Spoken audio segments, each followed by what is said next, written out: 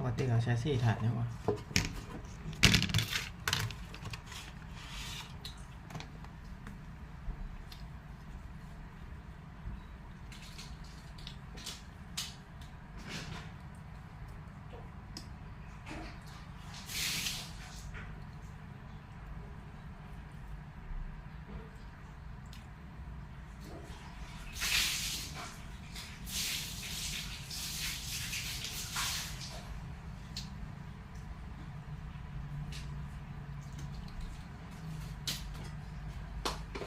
โอ้โหโดนจะสั่งมาแล้วสั่งมาก่อนมันรอนาน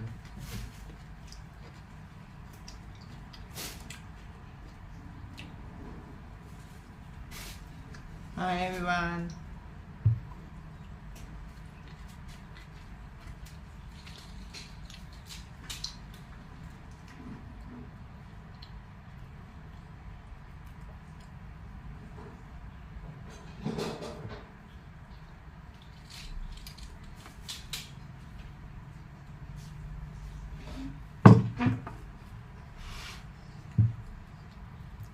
Welcome to Chef Share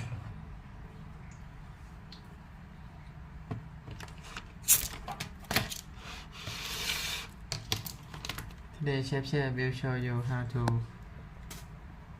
make nutty pudding. Yeah, I eat it every day.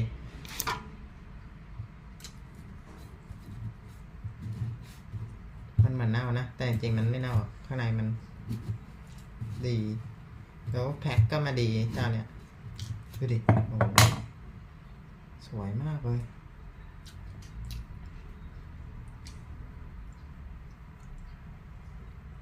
Hello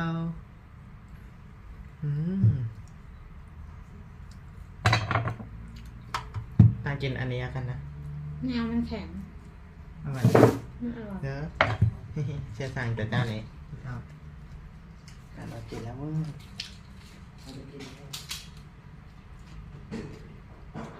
แข็งอ่ะนี่กี่วันละประมาณชั่วโมง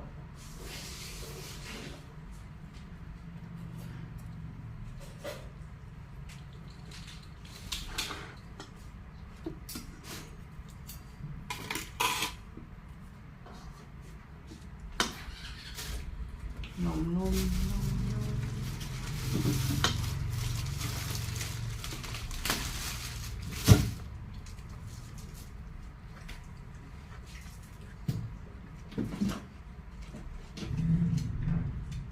เอาบ้างเหรอเอาไหมจะได้หยิบให้มีอยู่กล่องนึงมีอันอะไรดิอะไรติดเอง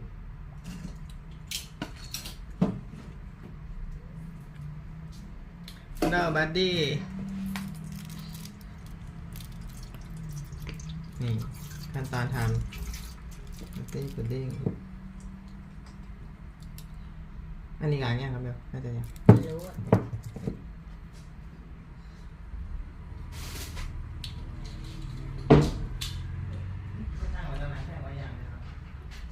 กินอยู่คนแยะ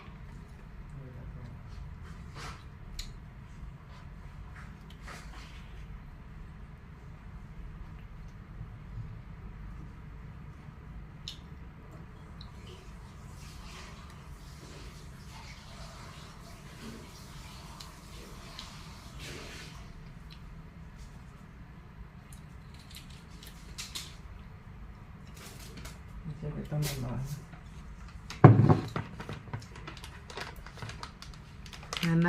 Hello เคยดูออกมันมะเขือเทศอันไหนมันเหมือนน้ำหมดเนาะ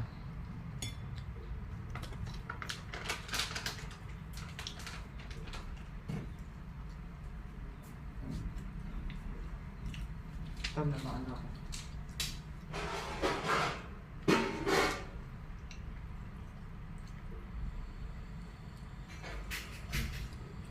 ที่เจอตัวตรงๆบอกพี่บีว่าจะจ่ายค่าเช่าวันที่12ดูสิว่าเขาได้หรือเปล่า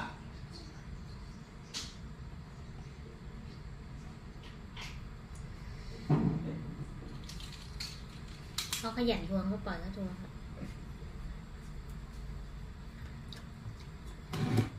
เดี๋ยวไม่ทราบว่าค่าเช่าจ่ายกันไหนแค่นั้นเองขยันนะถ้าเป็นเราก็ขยันไม่ทราบว่าค่าเช่าจ่ายวันไหนคะไม่ใช่ของตัวเองนะก็นั่นแหละก็มันเป็นหน้าที่ไงถ้าเป็นพี่บี้เธอก็ทำอ่ะทำดิเอามันเป็นหน้าที่เราคนต้องจ่ายไงเดี๋ยวเจ้านายมาถามไงว่าเอ้าถึงเวลาแล้วทำไมไม่มีใครจ่ายค่าห้องแล้วแต่เอาเข้าไป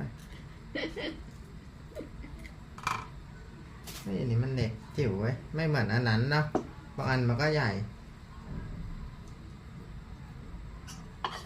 แล้วก็กล้วยไอ้นี่แบบมะนาวคล้าย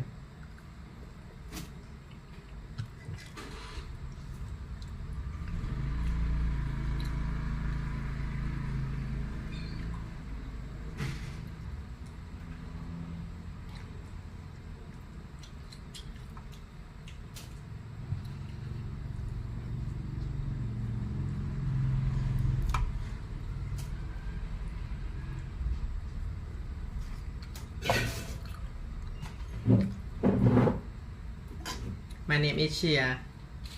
Nice to meet you. I am Shia. Same. This. My name is Channel. ก็จะให้กันละแม่ลืมไปว่ามันเปิดไม่ได้ Yeah.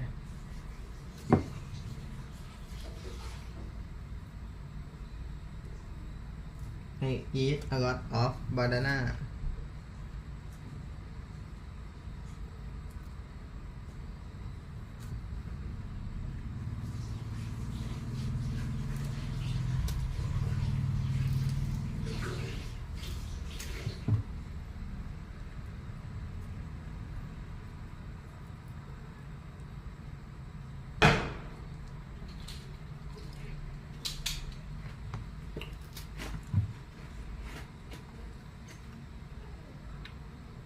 เจ๊ก็อันนี้ไปให้พ่อแล้วกันอะไรวะนี่เค้กเขามันชอบเกินกวนมันมาได้ไงเนี่ยมันมาในกำลังเกียร์มันมาผ่านนั่นไงนั่นน่ะเดือดแล้วนะโอเคปิดได้จ้ะ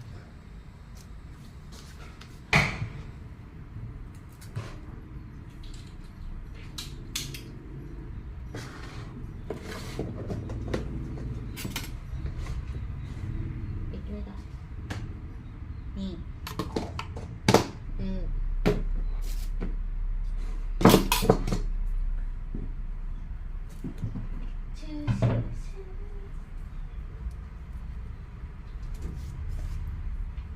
A lot of and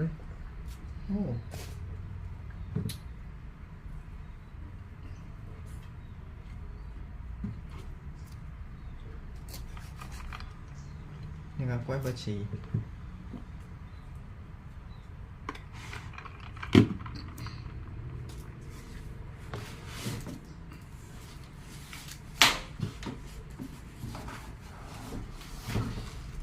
เตรียมเลยนะ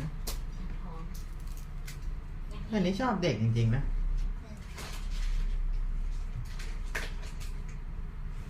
ไม่ใช่จริงๆมาแล้วมั้ยจริงๆมันต้องผูกอะไรแต่ทำไมไม่มี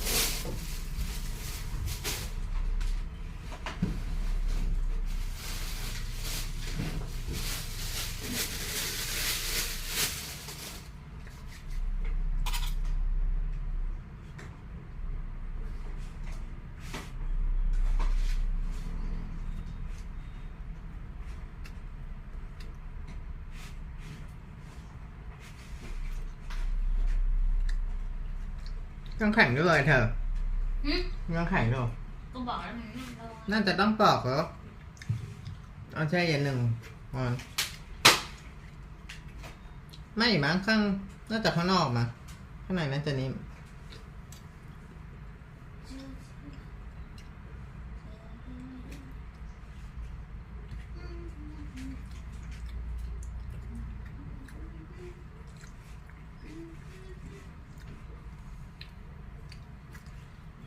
ได้อยู่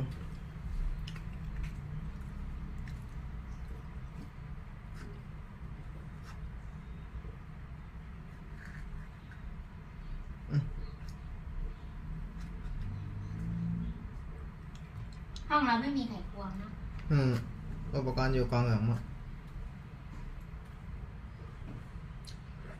แต่ถ้าใส่ถ่าน นอกจากนี่ในถุงบินอาจจะมี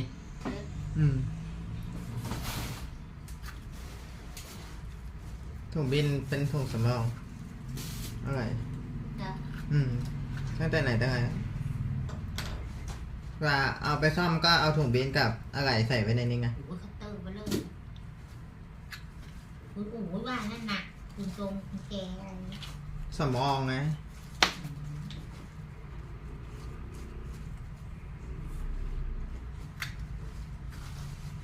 วาล์วปิดเปิดน้ำยังมีไหม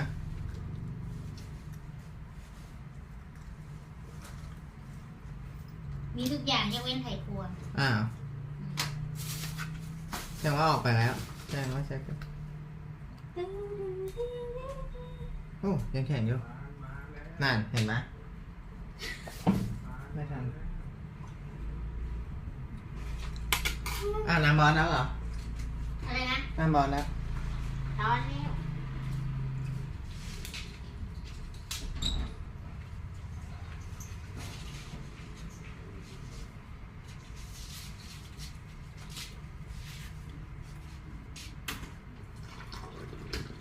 ไม่ได้เอากุญแจเลยจะไปหาไขควง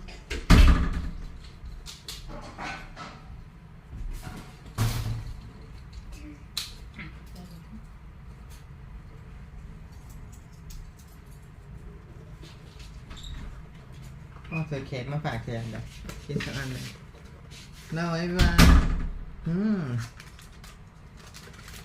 หอมน่ากินเดี๋ยวเอาสักชิ้น2 ชิ้น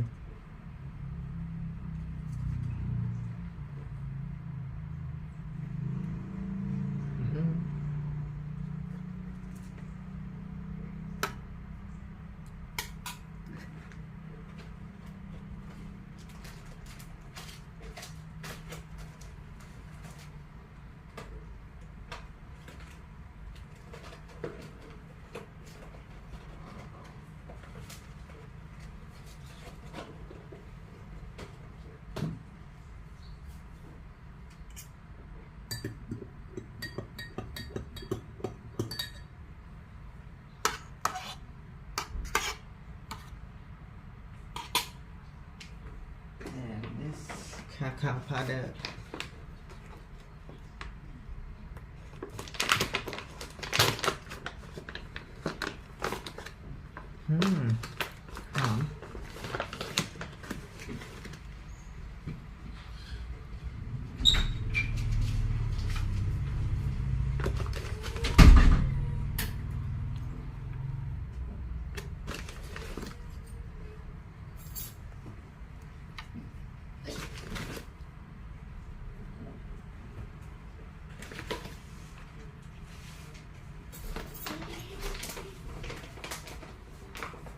หอมโทษเธอใส่ให้เชียวนะ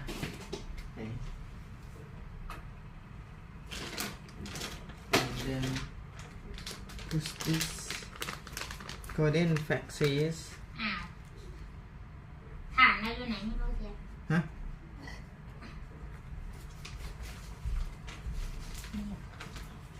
ไม่รู้นะใส่ได้cumin into this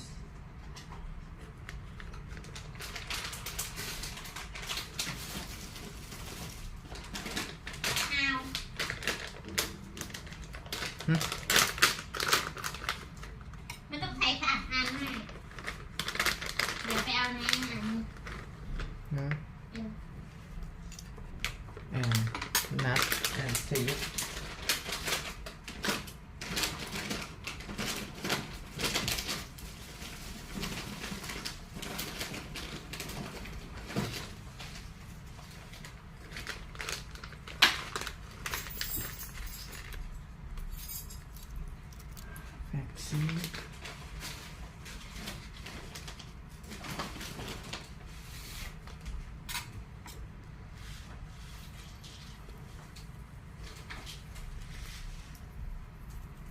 this chia seeds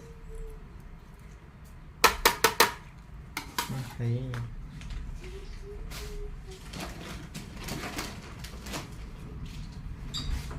and then I will cooking my super veggie. It is called super veggie.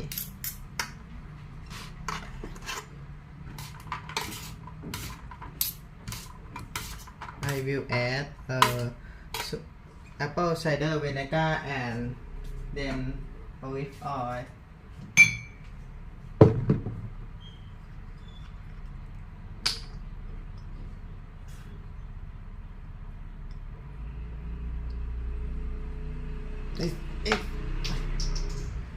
Apple cider vinegar.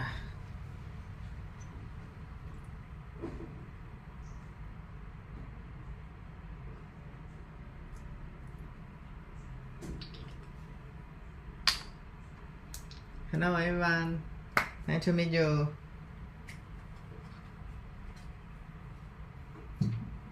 My name is Shia, and one day I want to become immortal.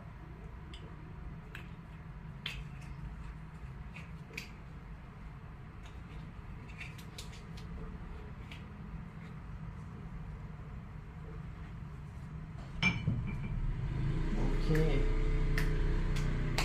Yeah, strawberry.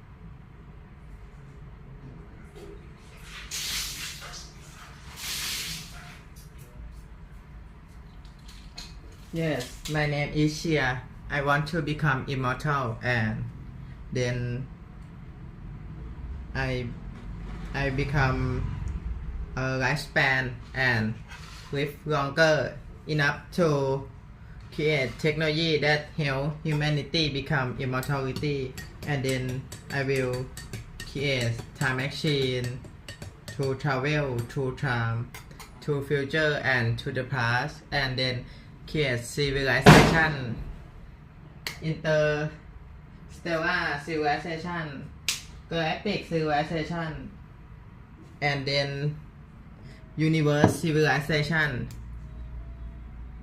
multiverse civilization, omniverse civilization.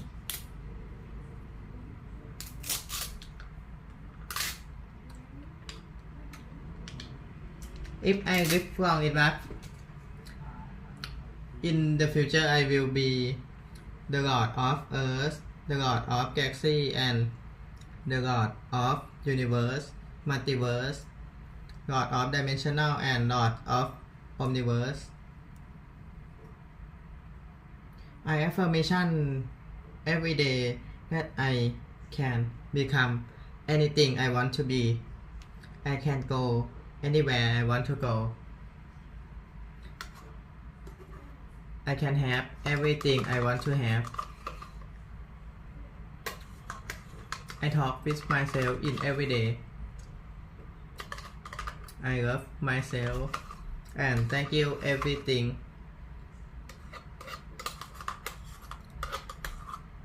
I have passion, a lot of passion that wake me up in the morning, every morning. I wake up at 4:30 a.m. in the morning and then go to exercise at 5:30 a.m. and finish at 6:30 a.m. and then take a bath and go to cooking my meal and then eat it. Maybe 8 a.m. in the morning and finish at 9 a.m. in the morning. And my last meal in every day at 11 to noon. And then I diet. I diet maybe 18 to 20 hours. I eat only water and then tomorrow I will eat breakfast. I do the same thing in every single day.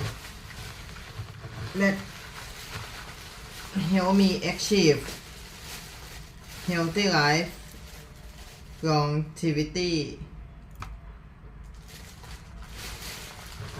You can do it, but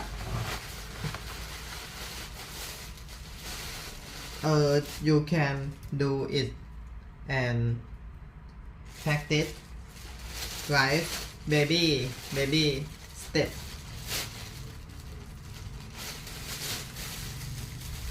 If you do it, your life will be changed a lot and change forever.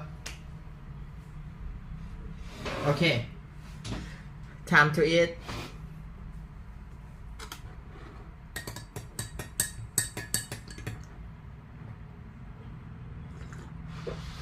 I sleep at 6 p.m.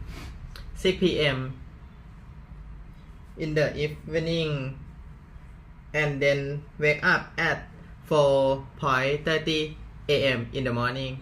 I do it in every single day like this and eat like this, exercise and diet like this because I want to become immortal and this is my passion. I want to create civilization for humanity, for become multi-species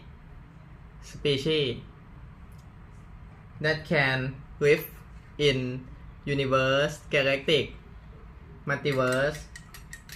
And then if you talk about travel to galaxy and travel to star, you maybe have a long life to travel. You maybe live to 200 years, 300 years, or maybe 100 years and above. Because if you want to travel for pioneer the universe, the galaxy and the star, we might be a species that have to extend our lifespan and health span. Wow.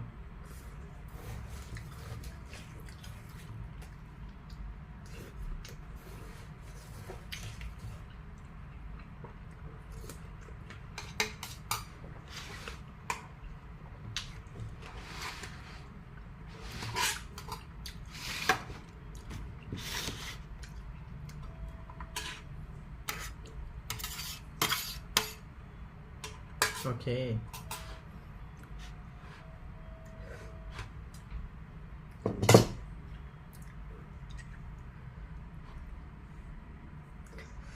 Just open it. Hey.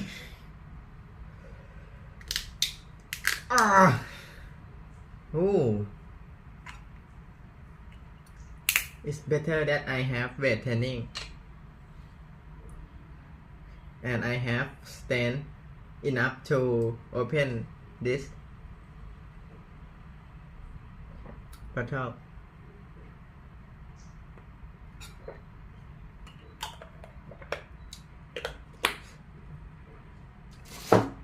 I will speak in English. If you want to understand me, maybe you can improve yourself. If I talk to Thai language, maybe it's not improved very well.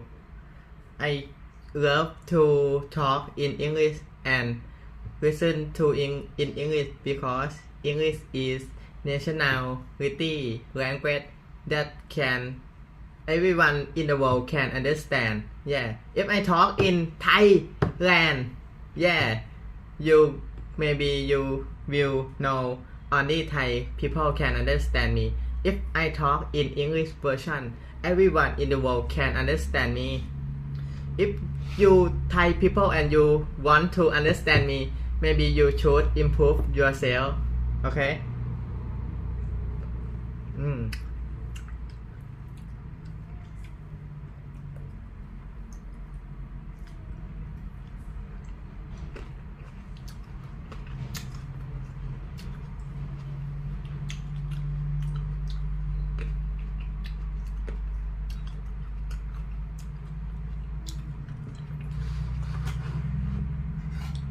My mission not just millionaire. No. My mission not just billionaire. My mission not just trillionaire. My mission in my life is to become trillion Google super extreme trillion to become immortal, to create civilization for humanity, for extend humanity life technology in the future in 100,000 year and 100,000 year 1 million year billion year in the future. I will live to every civilization, and this is my mission in my life that wake me up in the morning in every single day, and I proud of myself very much, and I love myself very much. In every single day I have healthy life. Before my life before is go to hospital and emergency room hospital. I take a pill in every day, and a single month I will go to hospital and emergency room to see the doctor. Oh, I sickness, and my life is error, but I don't just to become like that again. I will improve myself and my health very much a lot to be lifespan and health span to finish my mission to become true in one day.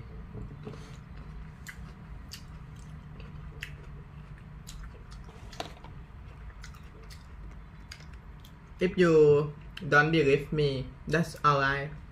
That's never mind, because you can see my live stream in every single day.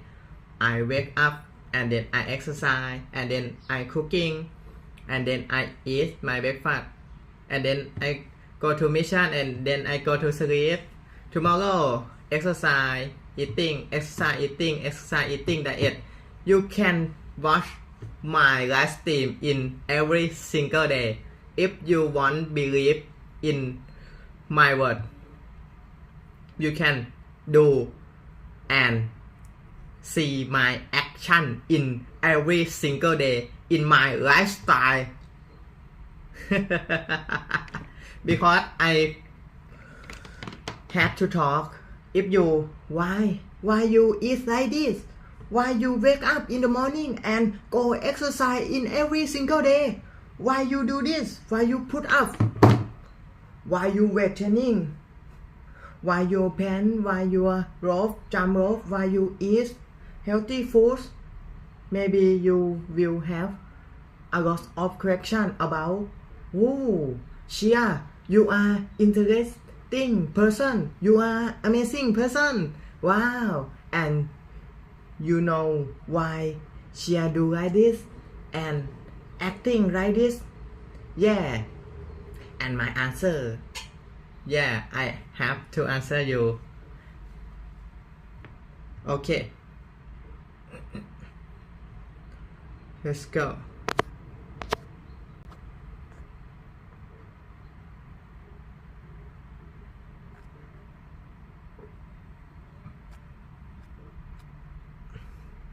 Hello.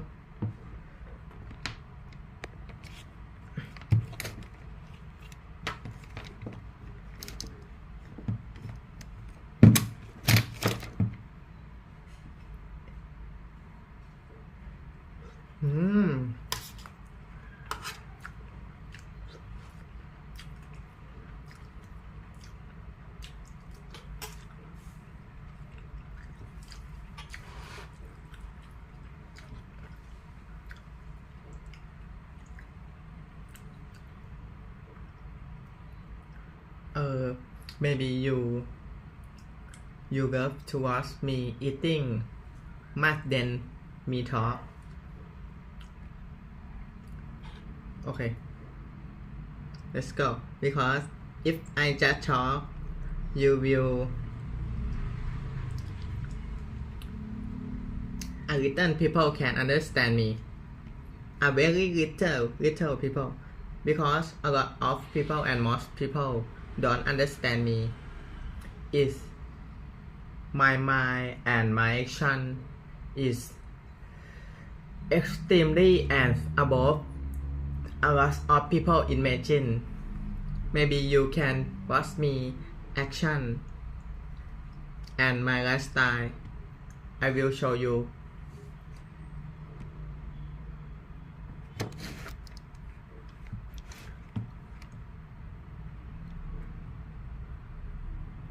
How to become like I say. Meaning I do practice medicine every single day.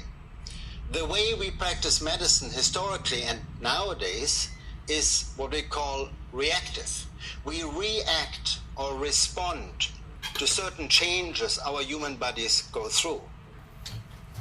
Changes caused by infections, inflammations, injuries, or aging-related changes. As a cardiologist, sometimes I act like a plumber, dealing with clogged pipes to try to reopen them. Or I feel like an electrician dealing with arrhythmias, irregularities of the heart using electric devices. But by doing so, we try to prevent further damage, but we really do not repair any damage which has occurred already in our bodies. On the other hand, stem cells, or stem cell therapy in particular, is a new way of thinking nowadays to change the paradigm from reactive medicine to reparative or regenerative medicine. And you all have heard about stem cell therapy.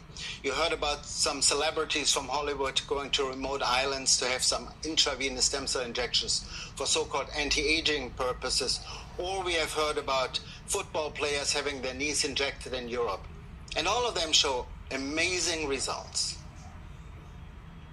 If you do an internet search on stem cell therapy, within 0.54 seconds, you get 450 million hits. That's more hits than the Pope gets. And if you look at those hits on the web, the vast majority are actually from companies who try to sell you stem cell therapy, advertisements, rather than really scientific data. So within the next few minutes, I would like to tell you a little bit about stem cell therapy, what we know today, how it all started. And by doing so, I want to guide you first to what we do in medicine right now. And I will show you some of our own early experimental studies using stem cells, followed by a few anecdotal case reports in human patients. And then at the end, I want to give you a take-home message, what all of you should know about stem. You will ask me why I laugh. Because no matter people, how much people watching me, 1,000 billion, 100 billion, 1,000 people, or maybe 100,000 people watching me, or 0 or 1, 2, 3, 4 people watching me, I will do like this because this is my breakfast and I sleep like this, exercise like I do in every single day. No matter people watching me. Cell therapy, which is probably one of the most promising advantages and advances in modern medicine today. I'm a soccer player. I'm on the outside, on the left hand. This picture was sent to me just recently by someone from Germany, dated, I think, 1978. And in Germany, playing soccer is like a religion, like in many other countries, as you know. And we all remember the famous quote of the German soccer coach, Sepp Herberger, "Der Ball ist rund," which means the ball is round. It sounds simple, but has actually significant philosophical meanings. I took another picture, that's a year ago. I'm still playing soccer, more or less. And by looking at those pictures side by side, I noticed, well, look a little different, right? I mean, there's some change, obviously, with age. There's 40 years in between those pictures, almost. And I remember the famous quote of Heraclit of Ephesus saying, nothing is permanent except change. So, and medicine nowadays deals with those changes.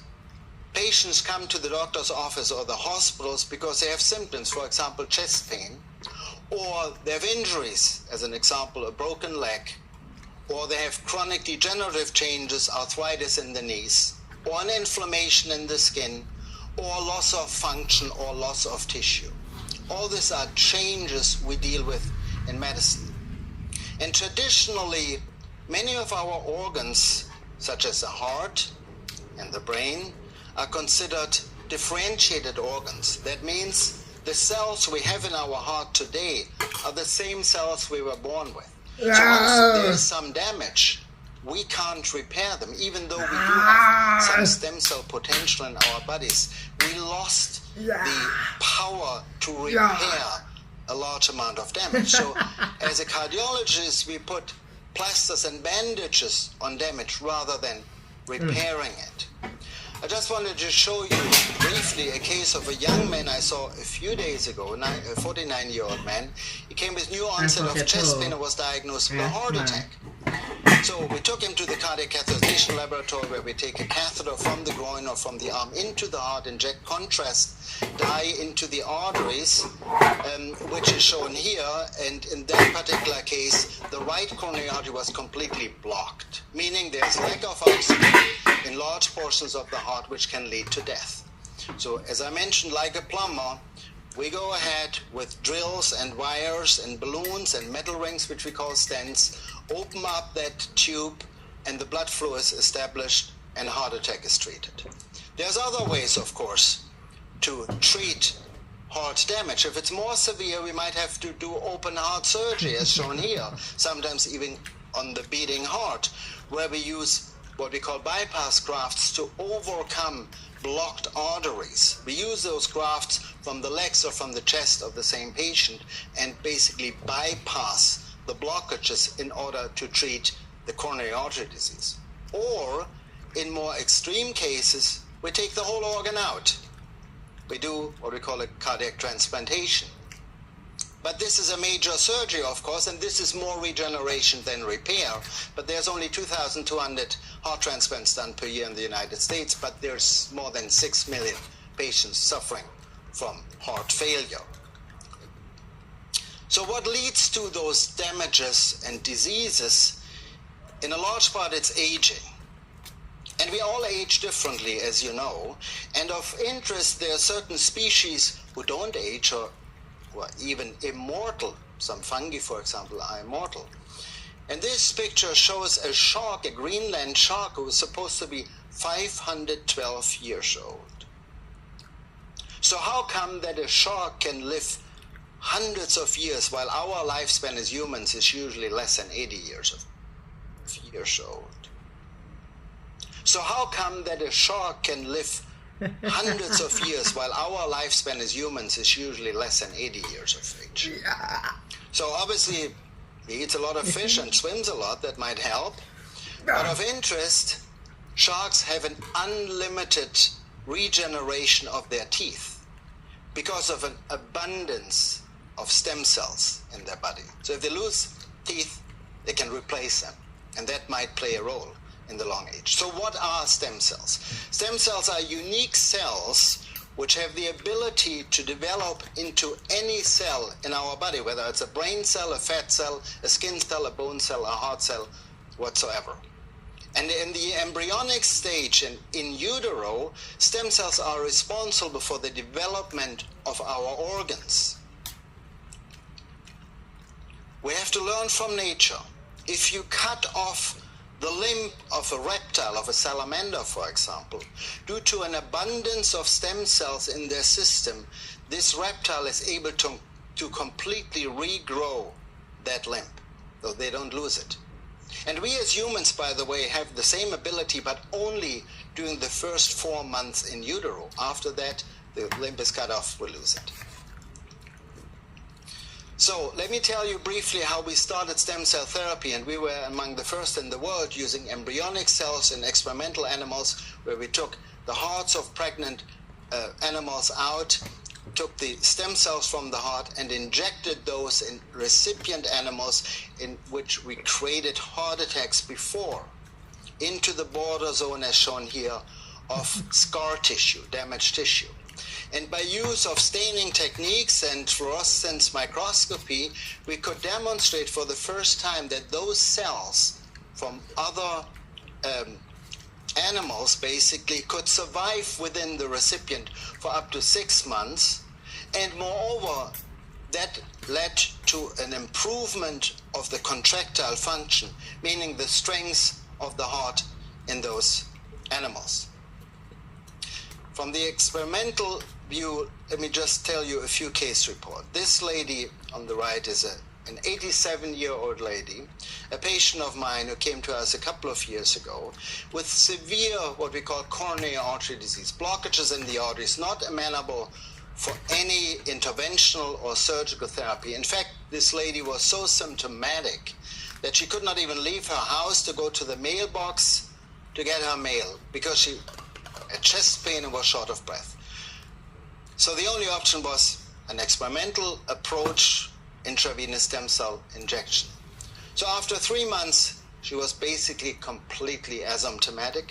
After 6 months, she traveled the world on her own, flew back to Japan, was walking through the mall, no symptoms whatsoever. That's 6 years ago, still doing extremely well. That's a single case, but let me tell you about another case. This is a young man, 32 years of age, who was admitted to a large academic hospital in Los Angeles with a very rare condition which we call calciphylaxis, which means that he hardened all his arteries through his entire body. The kidneys failed, was on dialysis. He had several heart attacks, his colon ruptured 3 times, and the entire integument, meaning the skin of the body, fall off. In fact, this condition has a mortality of more than 90%, meaning 90 or more % of people who have it, they die within a month. So I was asked to put this patient on hospice, but we refused to do so. He's 32 years old. So we treated him several times with stem cells, and of interest, after 14 months being in the hospital, he left. He did lose both of his legs. He still is on dialysis, but he is alive. Way too surprise to all the doctors involved in this case. Nobody had expected that, because the stem cells helped basically to rebuild and repair some of the damage in his organs. So how do stem cells work now? So there's different hypotheses, but let me just show you the main modes of action, if you wish. The first mode of action is anti-inflammatory. They fight inflammation. So if we have a heart attack, for example, this is always affiliated with a local inflammation in the organ. And this slide on the lower portion shows you injections 3 times of stem cells, and then we measure the tissue content in the heart muscle of inflammatory parameters, which showed a significant reaction with regard to reduction of the inflammation after every single injection. In addition, on the upper portion of this graph, it shows the left ventricular function, the strength of the heart, compared to in red a placebo-treated group, and which showed the same thing, that the injection of stem cell improved the strength of the heart versus placebo or standard therapy did not. In addition, there's what we call angiogenesis, the build-up of new blood vessels. This is a picture of an experimental animal where the femoral artery is completely occluded, and we injected stem cells into the tissue, and here you can see hundreds of new blood vessels, capillaries and arterioles, which try to save the limb by providing oxygen to the extremity. This is what we call angiogenesis or arteriogenesis induced by stem cell therapy, and it works. Thirdly, there's regeneration or paracrine effects, and in particular in the heart, several studies have shown that there's some degree of regeneration. If we inject stem cells directly in the heart, those stem cells are able to conform and to develop into contracting heart muscle cells who are then able to contract in synchrony with the recipient cells. Other people don't believe that there's a complete regeneration, only a partial, but there might be paracleaning effect, meaning the stem cells might be able to strengthen the surrounding healthy tissue, which also in turn then leads to an improvement of the function. But there's always bad news about everything. And if you look in the news, there's a lot of announcement, for example, from the FDA, the Federal Drug Administration, stating that stem cell therapy is not FDA approved. We do it in the frame of clinical studies, but it's not an approved treatment, and the FDA warns against undifferentiated use of stem cells. On the other hand, 2 years ago, there were several news reports about 18 patients all over the country in the US who ended up in emergency rooms with blood infection, sepsis, as a result of one single intravenous stem cell injection from one particular lab. And as a consequence of that, the FDA shut down that lab and shut down several providers' offices who obviously did not conform to FDA and other industry regulations and didn't use cleanliness to ensure non-contamination of their products. So be cautious about that. On a positive side, we see positive reports in the news. This is a young man at the University of Southern California, was completely paralyzed after an accident, and after stem cell injections into the spine connected to the brain, those cells were able to regenerate in part neurons, nerve cells, and now he can move his arms, which he couldn't before, and even can lift some weights, as you can see here. So let me just summarize about the myth. The myth is stem cell therapy FDA approved? No, it's not at this point. Do stem cells cure certain diseases? No, don't believe it. Some people make false claims about that, with the exception of stem cell transplantation in certain forms of cancer, but this is a different story. Some people might tell you stem cells have no side effects. No, that's not true either. We not even know the long-term effects. There's some data that cancer cells might be promoted even with stem cell injection. There might be some immune responses. So there's a lot of unknowns at this point. Stem cell injections can be performed by anyone? Definitely not. I recently had actually a technician coming to my office trying to sell me stem cells from his company. At the same time, I had a patient in the next room. Behind my back, the technician went to his house the next day, injected him in the knee with his product. Unethical, unprofessional, unlawful. Not everybody should do that.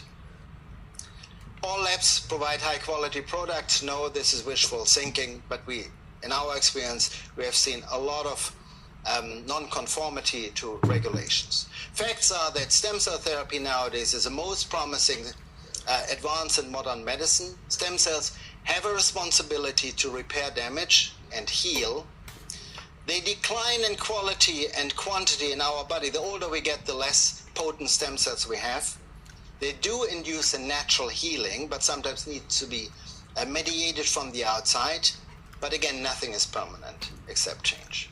So at the end, let me just briefly mention COVID, since we're in the current pandemic. This is a Chinese doctor who injected 9 patients with severe COVID infections in China, Wuhan, with one single intravenous injection of stem cell. They all recovered. This is non-randomized controlled, but I can tell you, we did our own study, randomized, placebo-controlled, double-blind, with amazing results soon to be published. So if you consider as a potential consumer in patient stem cell therapy, ask questions. Ask the provider about their own experience, their publications. Where do they get the cells from? Which labs? What is their reputation? But keep in mind, we are in the process of changing from reactive to regenerative medicine for acute injuries, but also for chronic degenerative diseases. And this is the future of medicine. Thank you.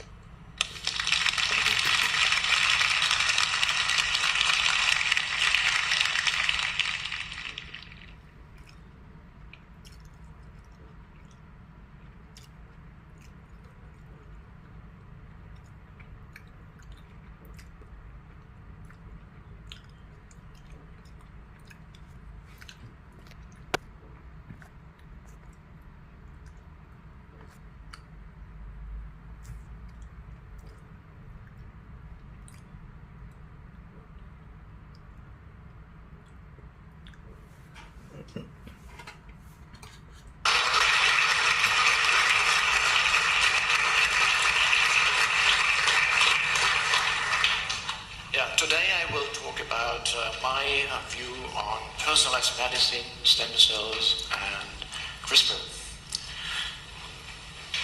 So here you see a patient with leukemia. Leukemia being a blood disease where the white blood cells overgrow the red blood cells. And this patient was treated with midostaurin, which is the standard therapy for this particular disease, but this didn't work. So he was then treated with imatinib, which also didn't work. He was then treated with ripretinib, which also didn't work. And then the clinicians put him on cytostatic therapy. And they worked a little bit, so there was a partial remission. And the patient then hesitated to show up in the clinics because of the pandemic situation. When he came back, his health status was really bad. He would again put on cytostatic therapy. This was without any effect. And this was about the time when we decided to make stem cells. So we took patient blood cells and converted them into patient stem cells. And this was about the time when we decided to make stem cells. His health status was really bad, and he would then hesitated to show up in the clinics because of the pandemic situation. When he came back, his health status was really bad, and he would again put on cytostatic therapy. This was without any effect. And this was about the time when we decided to make stem cells. So we took patient blood cells and converted them into patient stem cells, and then grow these patient stem cells to high cell numbers and differentiated them into the disease blood cells, the leukemic cells, which were then subjected to drug screening with the intention to identify a drug which would now specifically kill the leukemic cells. So the concept is that instead of using drug after drug in this more consecutive treatment regimen, we test many drugs simultaneously in parallel in a very short period of time to come up with a drug which would work on the disease cells in the screen and should therefore also work on the disease cells in the patient. But unfortunately we were late and the patient died. So before we were able to finish the screen. So actually we should have started much earlier, at the beginning when the patient showed up in the hospital to start this screening and to come up with the right and tailored drug therapy from the very beginning. Because you might think about this. This is a patient, but it might be yourself. It could be a member of your family, your brother, your sister, your mother, father, or a friend or a colleague. And the key question is, why do drugs work in some patients and fail in other patients, although these patients have essentially the very same disease? And the answer is pretty simple, because people are different, patients are different, and this means that even the same disease can be different in different patients. And this calls for both disease and patient-tailored therapy, which we call precision medicine or personalized medicine. And here stem cells and CRISPR come in. So what are stem cells? So I'm a stem cell biologist, and we are very fascinated about stem cells because they have these unique properties and cool cells to work with. But they're actually very interesting cells because they combine two properties in one cell. One property is to grow. So a stem cell will divide, generate 2 stem cells, 4 stem cells, 8 stem cells, 16 stem cells, millions of stem cells. And while keeping still the stem cell identity. But the stem cell can also leave the state of stem cell identity and differentiate and acquire another identity. For example, a blood stem cell can differentiate into all cells we have in blood, so the white and the red blood cells. Or a liver stem cell can differentiate into liver cells. And this property is confined to the particular organ or tissue. So a blood stem cell will always give blood and not liver, and a liver stem cell will always give liver and not blood. But we have in the embryo another cell type, which is an embryonic stem cell, or an ES cell, which is even more potent. We call it pluripotent because when the embryo develops, these cells develop into cells of various tissues of the kidney, the liver, the blood, and so on. And this is what we refer to as pluripotency. And what is even more surprising is that this process, that a pluripotent cell can develop into various tissue cells, this process can be reversed. Oops. And an adult cell can artificially reprogram to become pluripotent. We refer to this as an induced pluripotent stem cell or an iPS cell. And when I'm going to talk about stem cells in the following, I'm referring to this induced pluripotent stem cells or iPS cells. And we can use now this trick to make patient and disease-specific stem cells for drug screening. So what we do is we take patient cells and subject them to this procedure, this reprogramming procedure, to generate stem cells with the mutation, because these stem cells pick up the disease-specific or disease-associated mutations, but also the patient-specific genetic program. And we can grow these cells into large cell number and convert them in the diseased blood cells and use them for drug screening. Cells develop into this property is confined to the particular organ or tissue. So a blood stem cell will always give blood and not liver, and a liver stem cell will always give liver and not blood. But we have in the embryo another cell type, which is an embryonic stem cell or an ES cell, which is even more potent. We call it pluripotent because when the embryo develops, these cells develop into cells of various tissues of the kidney, the liver, the blood, and so on. And this is what we refer to as pluripotency. And what is even more surprising is that this process, that a pluripotent cell can develop into various tissue cells, this process can be reversed. Oops. And an adult cell can artificially reprogram to become pluripotent. We refer to this as an induced pluripotent stem cell or an iPS cell. And when I'm going to talk about stem cells in the following, I'm referring to this induced pluripotent stem cells or iPS cells.